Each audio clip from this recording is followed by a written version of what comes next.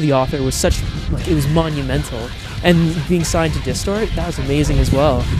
That was icing on the cake, dude. That was crazy when that happened.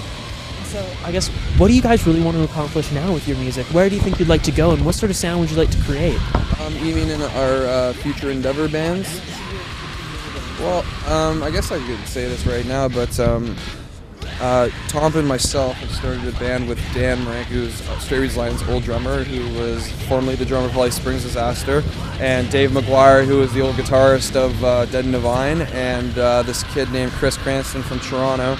And we all started up a little side project called Gambler, and we're taking it slow, you know what I mean? But we're gonna probably do that for a little while and see how that hits, and do a couple shows in the future, and see how that goes. And we're really stoked about it because I don't think we're ever gonna get out of the music scene or whatnot like that. So I know Donnie's got a band going too, so everybody's still pushing, what they want to do. And Donnie started a band with the old guitarist from Threat Signal and our old bassist, who's the vocalist now. So it's like everything's still in the family, kind of, even when we're going outside and doing our own little projects and stuff. It's pretty wild. But yeah, his band's incredible. They're called Modern Miniatures, and definitely watch out for them too, because they're just a friggin' bunch of talented dudes. It's unbelievable. And then Drew, I think he's going to be doing like some Jimmy Buffett cover band or something, and he's going to be producing kids from Stony Creek and helping them with their music too, because he has a real passion for that. And Travis is going to play in the NHL.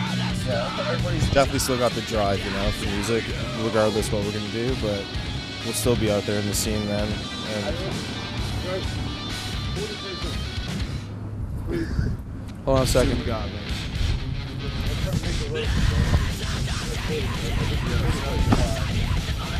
62, brother. Thank you, buddy. Thank you, man. Get real fucked up tonight, sir. Cheers, guys. That's what it's all about. That's gonna be me in like 10 years.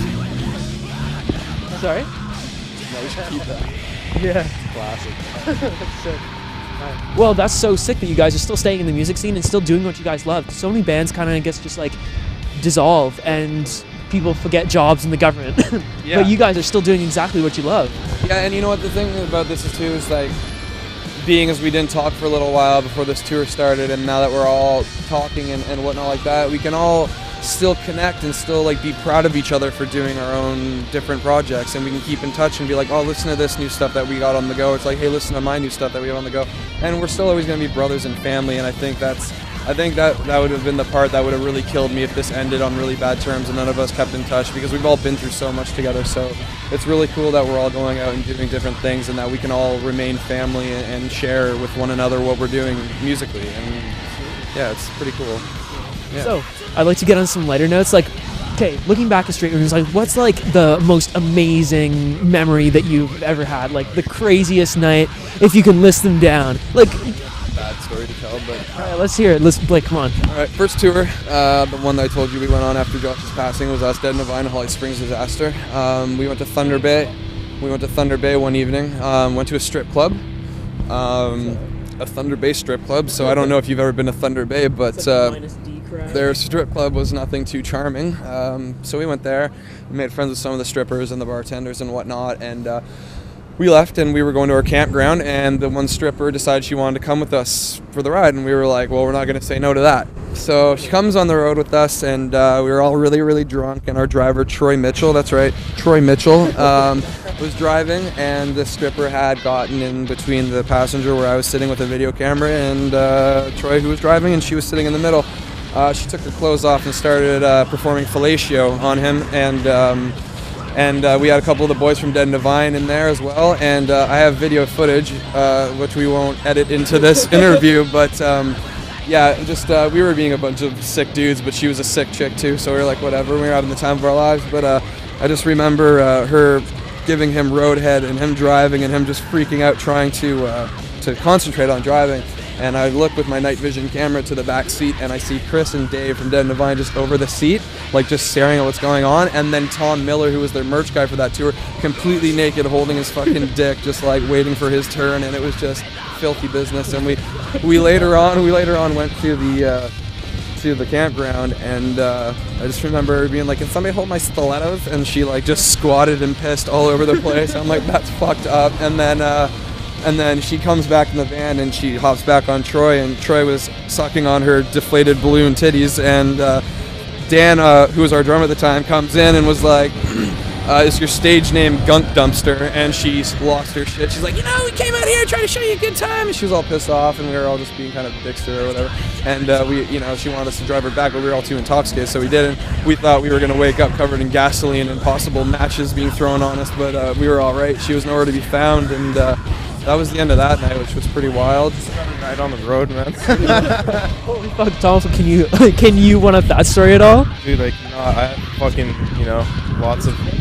Yeah, last night is just like, pure blackout drunk, so I don't really remember. But, lots of fun memories of just like partying with your buddies and fuck. I could tell a story about last night if you want. Let's hear it. It's just really short and brief, but yeah, we decided it would be a good idea, me and Bike Rack, our merch guy, just to take a couple cloves of garlic and chew on it, and then see who can puke first or whatever, and drink Buckley's. And so we had cloves of garlic in our mouth and Buckley's, and we were all drunk being idiots.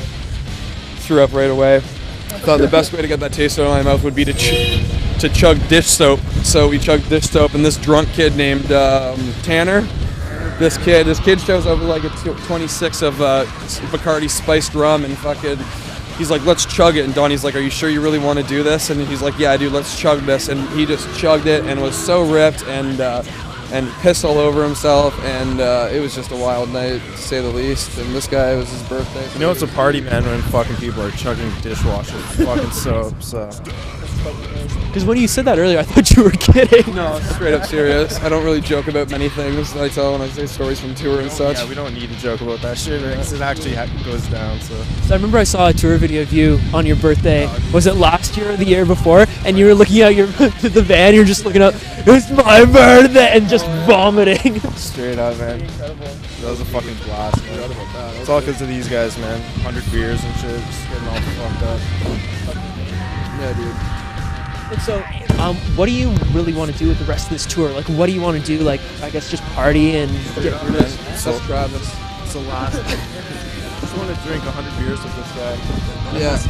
Yeah, dude. We look at it like this is the last dance and the last time we're gonna get to sit in a van together and really let loose and hit the ceiling when we're all drunk and whatever. So I think we're probably just gonna drink ourselves like absolutely retarded every single night and party and just try and do some of the most fucked up things we've ever done in our lives before. And give the kids as much as they fucking give us, man. It's just so much love, So yeah, we're just gonna let it all hang out. And if one of us die by the end of this tour, we'll probably be happy about that, because whatever.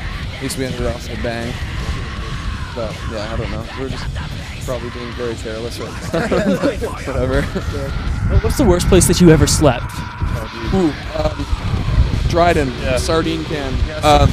Two overweight ladies had us over at their houses after a night in Dryden, and they got us whiskey and whatnot, and they're like, "We got a place for you to sleep," and what the place was to sleep was in this basement on it was freezing too. It was our winter tour, and it was freezing cement, and there was like some of that like styrofoam stuff that you would like insulation that you put in the walls. Right? No. Yeah.